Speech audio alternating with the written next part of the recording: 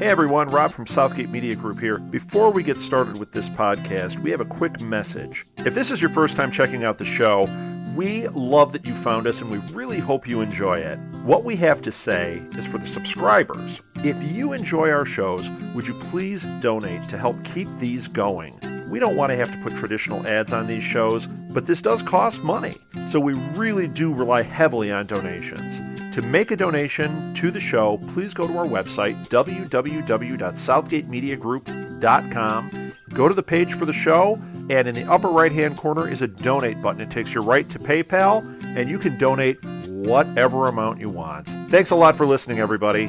And now on with the show.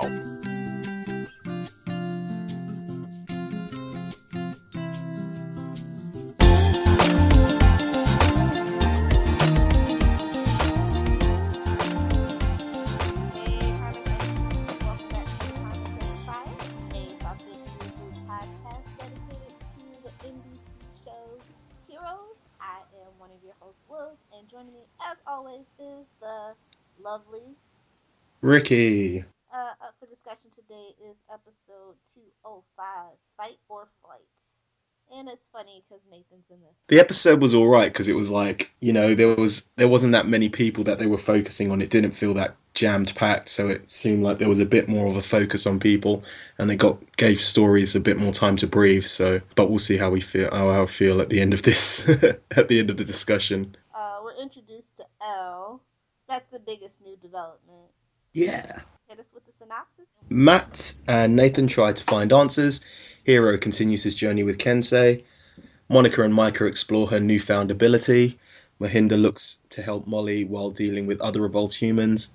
Peter finds new abilities. A mysterious woman seeks out a hero at any cost. Now that was the blandest, most nondescript thing I think I've ever seen on the Heroes ever. They're not giving anything away, are they? Start with my OTP in a bad mood. Of course, I'm talking about Mohinder and Matt as they watch over Molly. And Matt insists that they bring her to a hospital, but Mohinder's like, hello? Do you think our hospital is actually going to be able to help? And so Mohinder tells him that Matt has to find his father to bring Molly back. And then tells Mohinder, Matt tells Mohinder that Angela can help. If she's in a good mood. I don't know just how to approach Mama Patrelli. Exactly. Cut to New Orleans. We see Monica is being interviewed by an officer. I believe it's Officer Landry, about the incident that happened the night before. He tells her the robber is a gangbanger and has hit up 3 other fast food joints. Of course, she's not a snitch, so she's like, nah, I can't identify him. And then he leaves.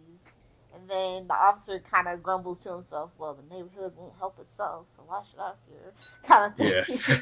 Yeah. And then we, go to Cork, Ireland. We see Caitlin is closing the pub in the middle of the afternoon. That just has to be a drug front right then at that point. Well, no, at the end of the day, it's a pub in Ireland, and it's nearly every time we go there, it's empty. So they didn't really do their research, did they? Because pubs in Ireland are always at least half full. Kissing Peter, and I'm like, yeah, do your job instead, Caitlin. Caitlin tells him that he can't just forget his past, and Peter tells her that he doesn't want to dig deep because of what he's capable of. He also, says why is she asking him to look when she told him otherwise, but she tells him that was because he hadn't kissed her yet. I'm like, ugh. Anyway.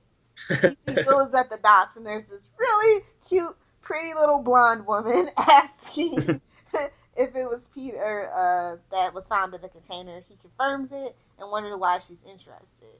She tells Will that she works for a company and they're interested in finding Peter since he's dangerous. Will wonders why she's interested in a dangerous man, but Elle walks away, causing sparks against the shipping containers.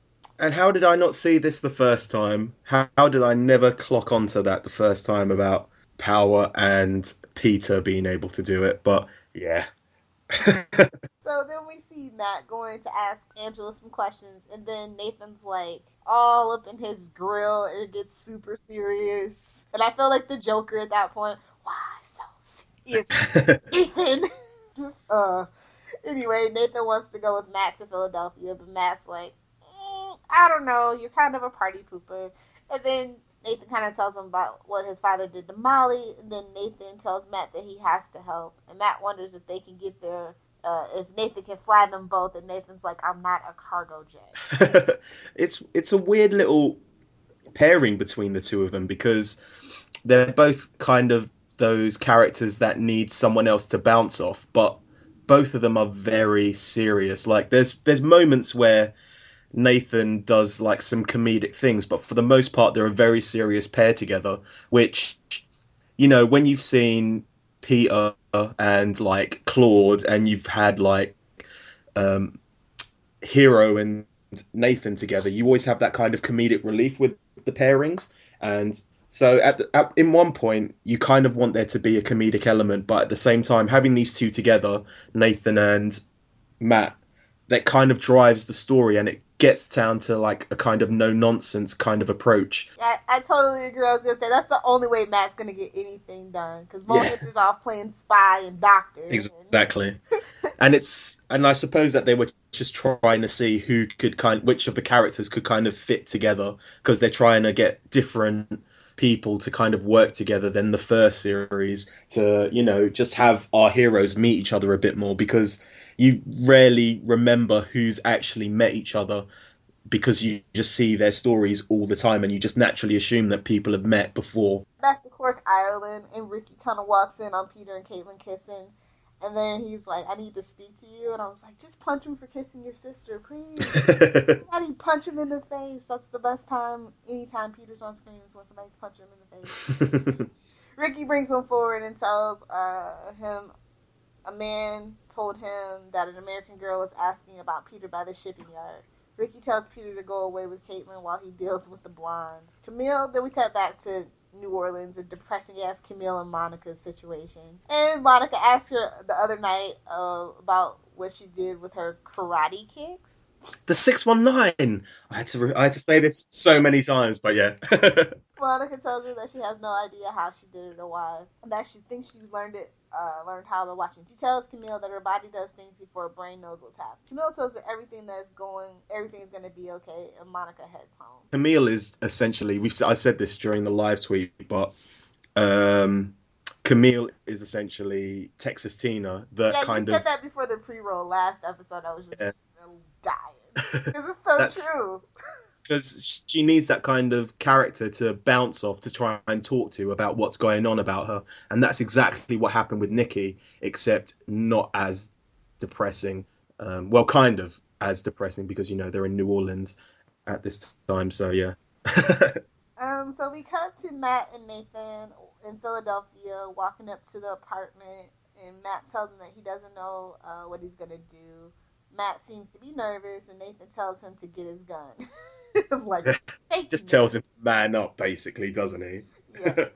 Then knocks on the door since Matt won't do it. Matt breaks open the door, finding his father armed. His father wants to know why Matt is there, and Matt asks what he's doing to Molly and what he knows about Kaito's death.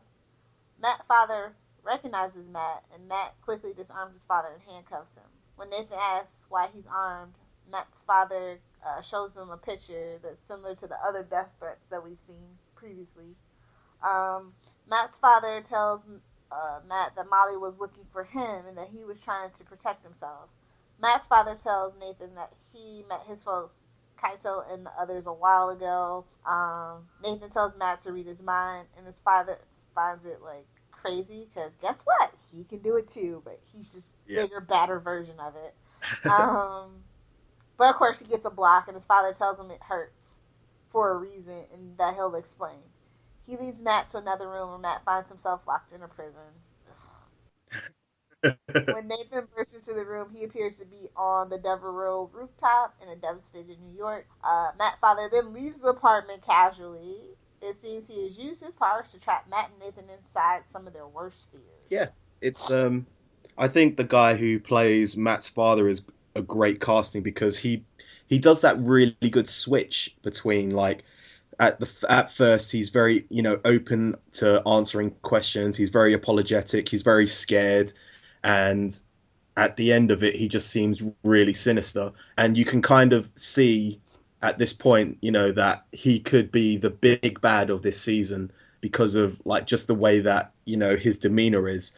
And I like the way, and obviously he uses his powers as quote unquote the Nightmare Man to go into their deepest, darkest fears, which is obviously Matt going to prison. And, we'll learn more as the episode goes on, but essentially Matt going to prison, and Nathan, like, never being able to stop the bomb was one of his biggest nightmares. So, yeah, it's also an interesting development that, that Matt has the same power as his father. And, even though it's like a bigger bad, like his father's got a bigger, badder version of it, it's strange because obviously the only kind of parents kids kind of relationships we've seen, they've always had like a different power. And this one, it's actually the first case in Heroes, and probably not the last, that we see two powers which are very similar. Well, two exactly the same powers with like get passed down through the generations. So yeah. Do you think it because he was a deadbeat, but Matt still kind of wanted to be like him or something? Because the show is so full of daddy issues that it's just ridiculous. Yeah, it's just full of parent issues, the whole thing. But yeah, I don't really know why. I think it's just a case of having. I think it's a plot point, but also it's a way of evolving Matt's powers without and giving there a reason to be. Because obviously in the next couple of episodes, his powers will start to grow because of, he knows what his father can do, so he knows he can eventually kind of get there himself. So yeah, and there's only so much of the kind of weird looks to the side, like off to the side of camera that Greg Grunberg could do. They wanted to give him a bit more with his powers, obviously. So yeah. So we cut back to New Orleans where Monica finds Micah playing the piano, and their grandma knows that it's wonderful to have a musician in the house again. And I believe that was actually the actor playing. I believe he does play the piano pretty well. Yeah, I remember live tweeting like they knew that he could play the piano and they were like, how can we get this in to an episode? Yeah, because he played it on the other show he was on when he was really little. I think he was like almost a music prodigy. No, he was like 3 or 4 when he was on the show before he got Heroes. My Wife and Kids. Monica walks up to Micah explaining that no one has played the piano since her mom died. And then Micah thinks that, she meant that in a bad way. But she's like, no, it's okay. And they kind of sit together. And then, Micah asks if she misses her mom. And I'm like, duh, little boy, Micah. And then he kind of said he misses Nikki too. And I'm like, why? I mean, honestly, this is a much more stable environment. The people actually care about him. It may be New Orleans, but yeah, it's still a better family life than he had at home. It's literally better than the house that they were living in. So I'm just saying. Anyway, Monica starts to play the piano with Micah, and Micah asks if she can play the piano, but she tells him that she never learned. Suddenly, she finds herself playing fast and uncontrollably, and then she gets all freaked out like she tends to. He goes on like it's really good playing, but I remember watching and being like, "Is that?" But but obviously they've got that kind of bonding moment between the two of them. Like the rest of the episode will be them bonding over their powers, but here it's they're both bonding over their mother issues. Obviously, her playing the piano is a very good bit of filming, just in the way that she doesn't realize she's doing it, and you don't actually see her doing it until she starts playing, and then she gets freaked out. It's exactly the same as when she made the tomato rose, or tomato rose, as you Americans would say. So yeah. What would you call them? Tomatoes. Really? Yeah. Tomatoes is weird. No, now I've been put on the spot. I don't really remember how I say it, so I'm gonna have to say it randomly at one point during the podcast just to see how it goes. Anyway, we cut to Mohinder, who calls Noah on the phone. Mohinder tells Noah about Molly's condition, and we kind of get a bad green screen situation. And it looks like that HRG is just towering over the Haitian, which obviously isn't what happens in real life, because I think the Haitian's taller, but obviously that's just distance between them. But yeah, the Haitian looks completely superimposed over this guy's walking, like his head's just been superimposed onto this guy's jacket. And I go, oh, Hiro, I can always count on you for at least one good laugh in that episode. Unintentional. You can't spend money. You can't spend money on a decent like powers fight, but you can spend this money on this green screen of them in the Ukraine. So yeah. Oh God! Just from the green screen, imagine what the fights would have actually looked Oh like. yeah. So maybe it was best they closed the door. Anyway, it turns out they're in Odessa, Ukraine, not Texas. And he tells him not to bring her into the company, but Mohinder's like, I gotta help Molly, I'm not gonna listen to you. And I'm like, oh, Mohinder, Professor, you never learn. Cut to Ando, who is bringing the scrolls from Hiro to Tetsuya Atsumi, who tells Ando they are authentic. Ando tells him that a few scrolls are damaged and he must know what they say. After some work, they put it under a microscope to show the hidden characters. On the scroll, it tells Hiro's tale of helping Kensei. Kensei and Hiro run up to, then we kind of fade into what they were actually doing. I hate this. Yeah. I hate this stupid narrative construction. Would you have preferred them to do the whole Ando hero story in one episode and just have it over and done with, rather than spreading it over Yes! the course? I think that would have been better, because especially the way that Kensei kind of turns so quickly, and him as Kensei is just very, very switchy. Like he's a drunk, then all of a sudden he's a hero, then all of a sudden he's a bad guy, and it just doesn't feel like there's any room. It just happens on a dime, basically. And it seems the only reason they've got Ando in it is just so he can read these scrolls, and they just wanted to, they've got him as a main cast or guest star, and they had to pay him, so they might as well keep him around and give him a storyline.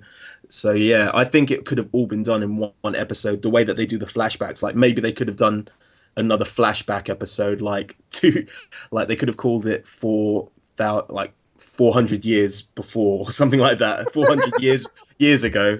Oh my God. Yeah, I think they probably didn't even think of that. They was just like, well, we already got one flashback episode. I don't think we can push two unless which, they do future and past every season, which I think is cool. But yeah, this could have been one episode, because honestly, it wouldn't even, well, yeah, they would have been able to flesh out Kensei, because honestly, I think if you cut all the footage together, it's maybe 17 minutes, 18 Yeah. minutes. They're essentially doing the Smallville kind of route of, the bad guy and the good guy are friends, and there's a betrayal, but that took like 6 or 7 seasons before that actually happened.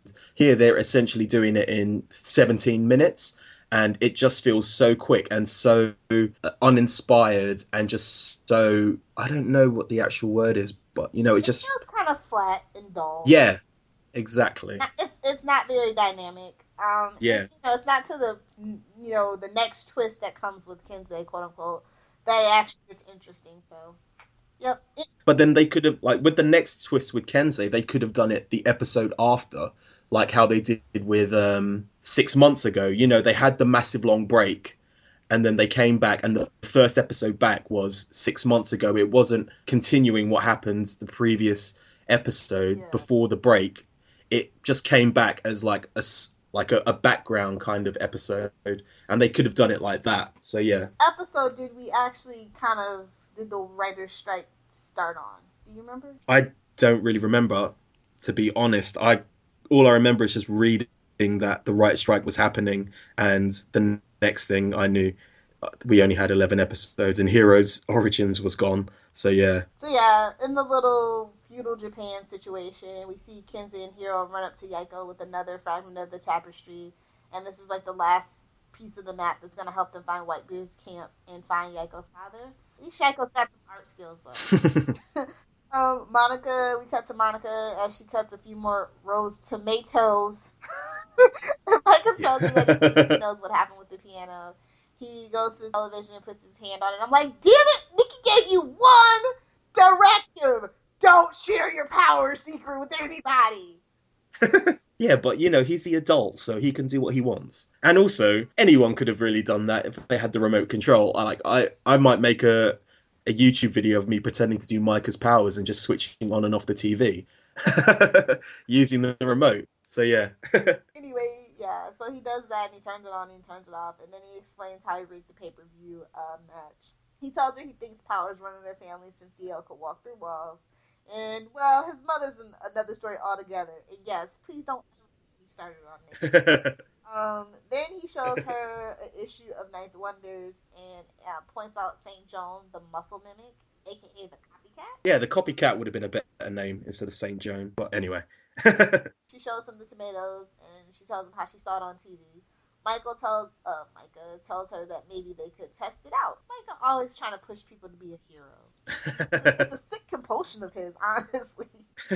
It's a good compulsion. He's very like innocent about it, the way that he goes about it. Whereas you've got the contrast of Mohinder, who's very clinical about it. So yeah, I think it's a good kind of way of getting to know people, like see the power, how to use powers. Basically, you kind of start off with someone who's going to push you slowly and gently and make you do what you want to do, and then you've got the next person who kind of pushes you and tries to see how capable you are with your powers. So yeah.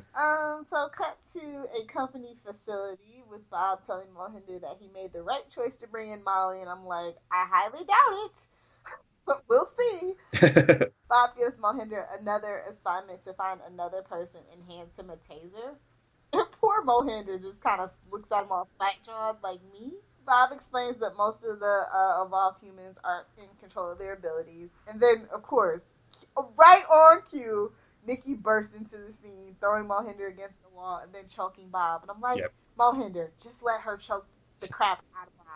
Why'd you have to say that? But then at a park, we see Micah and Monica. We see skateboarders. We see basketball players. And he's like, so what do you want to do? And then Monica sees the double dutch. And she's like, well, I was never good at it. So guess what? That's what we're doing here. that was kind of cute. He gets really, really childlike when he sees her using her power as well. It's like the first instance I've seen him. Well, no, it's like probably the second instance I've seen him actually being a kid again. The bit where he's like basically copying her doing it, and he's waving at her and he's just smiling and happy. The first time was basically when he told DL that he should go back because they're heroes and they should help their mom. And this is the second part where I've seen him actually being a kid and not being the wise old man trapped in a little kid's body. So yeah. So we cut back to Quirk, Ireland. We see Caitlin walk into a house with Peter, where Peter finds some canvases that Caitlin painted. And I was like, oh dear God, we're gonna get the gift that keeps on giving, aren't we? Peter pulls out the box and tells Caitlin that he has to face who he was. He explains that he wants to be with her no matter what's in the box. What's in the box? I know, right? They should have done that with Ricky's head, I'm just saying. Finds a plane ticket to Montreal, his passport, some money, and a photo of himself with Nathan, though he doesn't recognize him. Oh, and side note, I have to say this because I live tweeted it. What is with Nathan's hair? Now it's in his face? He just missed Peter that much? It would have been really funny if they had made a comment about, like, either Caitlin or Peter had made a comment about the hair as well. Especially like when they see his passport photo, they should go, "What's up with that flick over my hair? That flick of hair over my face. Good thing I got it cut," or something like that. But yeah. Yeah, looking at the he says he doesn't know what to do and what it all adds up to. And right on cue, we see him his eyes go Isaac White, and he begins to paint. And of course, Caitlin is slack-jawed in shock as Peter begins to paint. Because, yeah, it's a little weird and creepy. We move over to the pub that is never open, and we see Elle kind of walk in.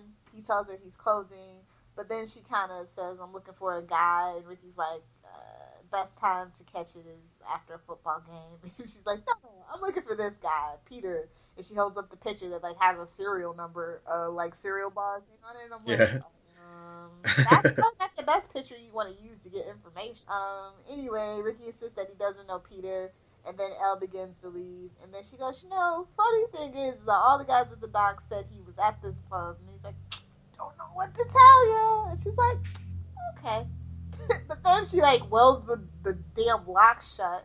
And she turns around and sends this big, huge wave of sparks towards Ricky. Back at the company hospital facility, we see Bob watching over Nikki. And he tells her that multiple personality disorder is difficult, but he'll help her. Anyway, I don't even want to get started on that whole thing.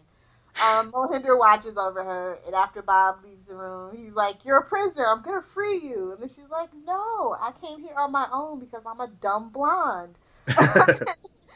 Because no one can help her except the company.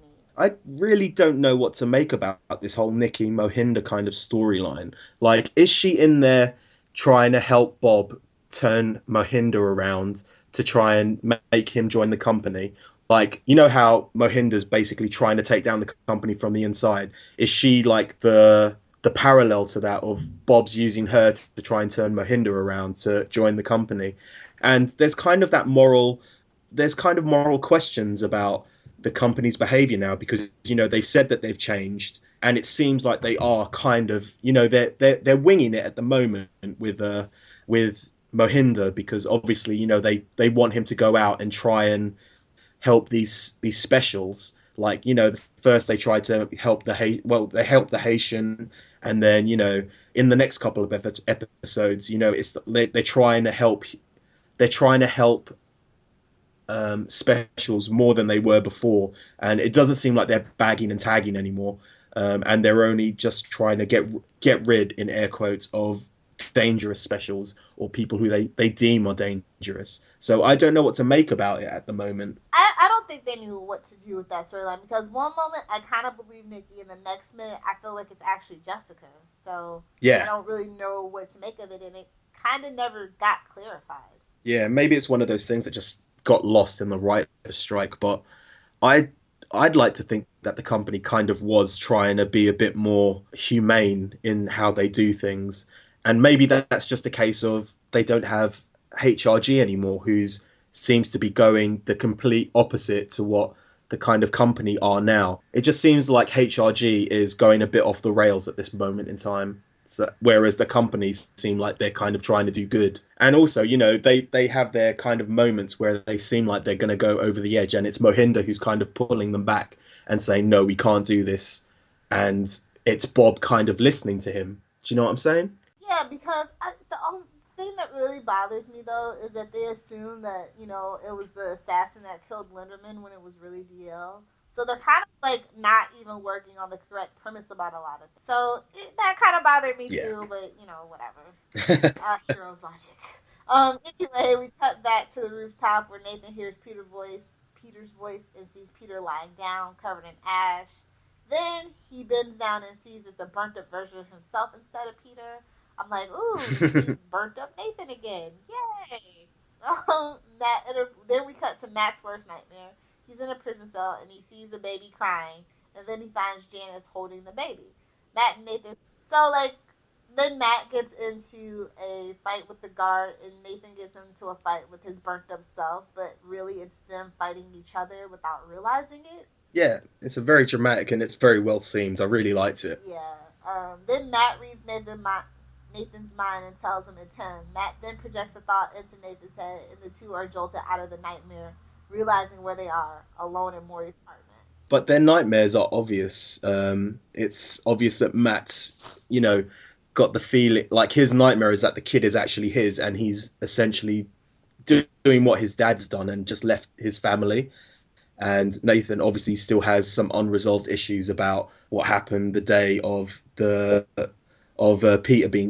disappearing. And again, I can't believe that I didn't put two and two together with Nathan and the burnt man. No, like the first time I was like, what's going on with this? There's like three major storylines that happen, and that get explained. And when they get explained, I'm like, oh man, I should have seen that from like ages ago. Which is Peter's amnesia, the burnt man, and Peter's electricity powers. And when it all comes together, you're like, oh man, how did I not notice this? Like, I kind of like review TV, and I should have like realized this a lot earlier when it first happened. So yeah. But it is Heroes, and Heroes can turn on a dime at any time and drop a plot point out of nowhere. So don't feel bad.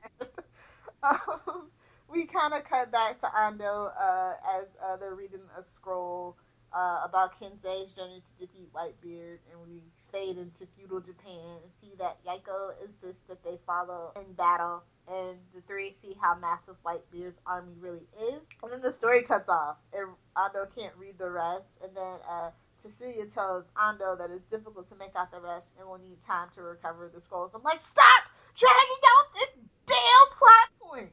Anyway, Cut to Monica, who flips through channels, trying to decide what she wants to use her mimic power for, and she settles on Bruce Lee, which is amazing. It's not Bruce Lee though, is it? It's the Bruce Lee story, Dragon. It was a good power, a good skill to might want to replicate. So Micah secretly is like being a creeper, and he's watching her. Then he like kind of walks in, and he's like kind of giving her, yeah, it's okay to explore it. And then she wonders what it all means, and I'm like, another person? What does it all mean, really? And she brings religion into it, doesn't she? She says God gave her these powers. Like they always kind of have one or two characters who kind of touch upon religion just to try and outweigh the whole scientific element of the show. At least once or twice a season, there's always kind of one or two people who will bring up religion. So yeah, I'll tell heroes like I tell Beauty and the Beast. You can't bring the science versus religion debate up because you are not lost. It never comes out well for any other show. So yeah, she does. And then Micah tells her that it's their secret. And Micah leaves the room. And then Monica goes to answer a knock at the door and finds Mohinder. Tells her that he has answers to her questions. And I'm just like, oh.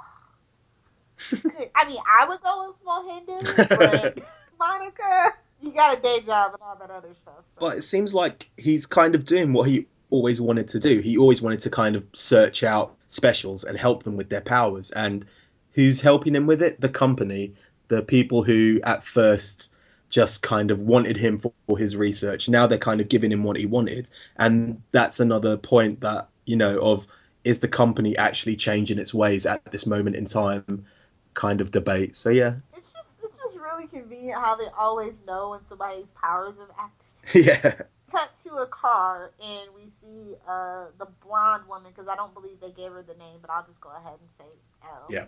She answers the phone and tells the person on the other line that Peter is in Ireland. And then she's like, no, maybe? Okay, fine, yeah, I killed him, so what? And then the person on the phone's like, yeah, you gotta come home immediately. And then she's like, ugh, I'm so close to getting him. And then she goes, fine, I'm coming home.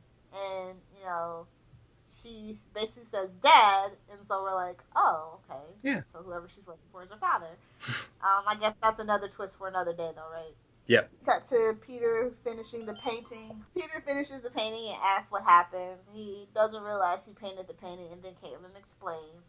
And then we see, what the picture is, and it's street signs in French, and then Caitlin makes the connection that maybe they need to go to Montreal, and I go, bravo! She receives a phone call, and the two rush to the pub. Tuco sits next to Ricky's burned body, and Peter apologizes. He tells her that they came after him, it's his fault, and that he can't hide anymore. And I'm like, are you sure? Not even just a little bit more? It's him facing up to the morality of the situation of, he's the reason why Ricky's dead. And it's another cost of the abilities that, he can't hide from, as much as he's trying to just hide from the world in this little pub in Ireland that has no customers with a girl. He realizes that, he actually has to try and face this head on. And obviously the only place that he can think to go is Montreal, because, it's a next logical step. But I don't know. This was a jumble episode, honestly. Anyway, I guess time to talk about that darn grade. I will probably have to go with. I'm going to go with a C plus. Because obviously I kind of like the morality issues that they were bringing up, and with Peter and the company, and just Mohinder, he has to make a decision about whether or not to bring Molly to the company, knowing that they used her before, but now he needs help because he's got nowhere else to turn to.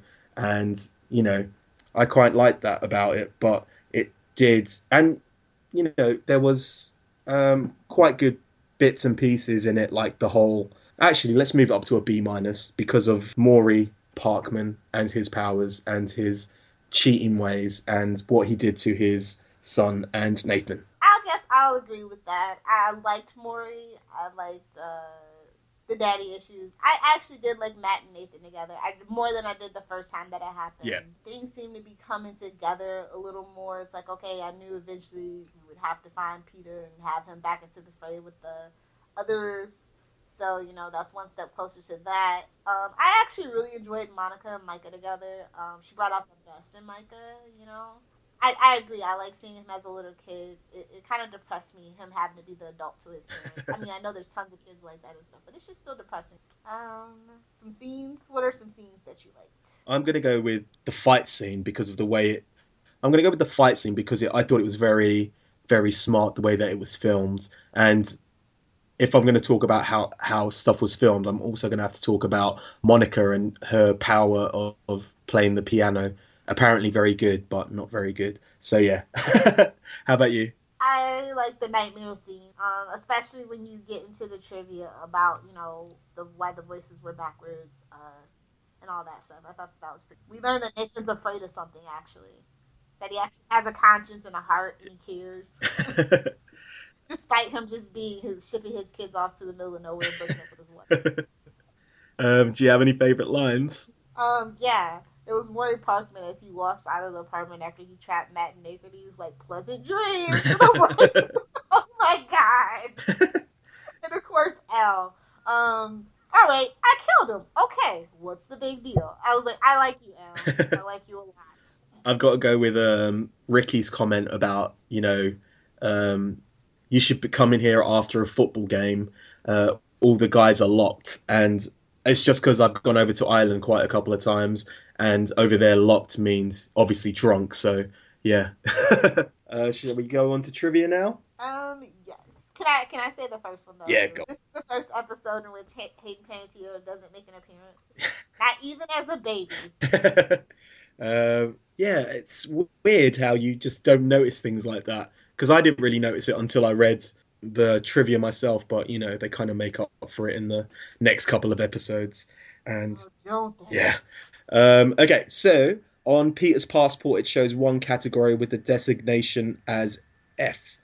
In an interview, Aaron Collette and Joe Pokaski confirmed this was merely a production error. A replacement scene was shot with the correct passport but not used, although Aaron and Joe state it will be corrected for the DVD. And I actually don't think it was. I don't think it was either. The song that plays while Monica is jumping rope is Boys by MIA. I was like, this show is so old because MIA was only relevant in the US for like 2 months. It was like that song from Pineapple Express and this song. You never heard from her again until the Super Bowl with Madonna, like 2-3 years. When Maury Parkman traps Matt in his nightmarish vision, the prison guard speaks to him in reverse. The scene, according to Aaron Collette and Joe Pokatsky, symbolizes Matt facing one of his worst nightmares, his dyslexia. When the sound is reversed, the guard says, "You know the drill, Parkman," hands against the wall, and then, "You abandon your kid, you're a deadbeat, and now you're going to pay." A video with closed captioning of this scene can be seen at Overcast Media, which I thought it was a very good idea, and bringing back the dyslexia, which kind of gets forgotten about. I actually prefer the original, that he was just overweight and out in the original unaired pilot where he wanted to be on SWAT. The term fight or flight was coined by American psychologist Walter Cannon in 1915 to describe the actions of a sympathetic nervous system. The episode has the first indications of Matt's powers expanding from just being able to read other people's thoughts. Maury tells him it starts out just like that, and Matt is able to implant the thought of waking up into Nathan's head to snap him out of the nightmare Maury's trapped in him. Matt later develops the abilities to call other people into visions he's experiencing, implant thoughts into people's heads on purpose. He only did it here as a reflex and was unsure of what he did, make mental illusions and enter people's minds to free them from comas, at least ones that have been caused by other telepaths. During this episode, Mohinder, Matt watch Molly as she sleeps. The thoughts and images that are occurring in her mind while she is asleep can be seen in the graphic novels Molly's Dream. The episode shows an illusion of Matt Parkman Jr., but the actual characters did not appear until volume 4. I can read through Molly's Dream quickly. Did you get a chance to read it? Yeah. You don't sound impressed. I don't know. This set of graphic novels just aren't quite like the first season, I guess. Yeah. They feel kind of rushed, I suppose. But I'll go straight onto Molly's dreams quickly. So basically, all Molly's dream is all. I'll go to Molly's dreams. Basically, Molly's dream is just obviously what she's dreaming at the time. It's her nightmares, and it seems one of her nightmares is cockroaches, but that could just be an allusion to the cockroaches that were in season 1 quite a bit. She also knows that Sylar is no longer the bad guy, and it's now the Nightmare Man who is now the person who scares her the most. And obviously one of her nightmares is Matt and Mohinder being dead. And the only bit of trivia I have of that is it takes place between the time that Molly fell asleep in The Kindness of Strangers and wakes up in Out of Time. So yes. No. It was written by Harrison Wilcox and the art was by Ryan Adagawa. And then I believe the Easter egg. Oh, it was Adrian Pasdar behind the scenes image. You know how I feel about that. Although we could have really got one of the paintings, high res image. Just saying. You can email primatechfiles@gmail.com with your thoughts on Heroes or Primatech Files episodes, or any questions about the show, or questions for your hosts. You can listen to us on Stitcher and iTunes. Just search Primatech Files. Also, download, subscribe, rate and review on iTunes to help people find us. You can bookmark our Libsyn at primatechfiles.libsyn.com, or you can favourite Southgate Media Group on SoundCloud. Those are all the ways you can listen to our podcast. Speaking of Southgate Media Group, you can search them on iTunes to find more podcasts on TV and pop culture, or on the website Southgate Media Group to learn more about the podcast hosts or read weekly blogs. We have loads of social media sites that you can find us on. You can find us on Tumblr, Facebook, and now you can find us on Clamour and YouTube. Just search Primatech Files and you will be able to find us. We live tweet 2 episodes every Saturday. Just follow Primatech Files on Twitter to find out which episodes, and use the hashtag Primatech Files to join the conversation. We've just done episode 5 of season 2, and I'd like to send shout outs to the following people: Mike Schmidt 09, Super LM123, Cinzia 667, and English Idiot. They all tweeted, retweeted, or faved during that live tweet episode. Find me on quanmagazine.com or thepeoplesmovies.com, or on TV Binges, where I do most of my writing for tvbinges.com for all your binge watching needs, and to help. And you can also create your own TV binge and we will help promote it. Finally, you can find me on Twitter at RickyJDiaz. That's RICKYJDIAZ, or Z if you are American. Lilith. You guys can find me on Twitter at Lil Tellfire. You can find me on Tumblr. It's liltellfire.tumblr.com. And please be sure to check out my blog, littlepopcultureculture.blogspot.com. And stay safe for comic book pop culture. And you can download the podcast Save the World.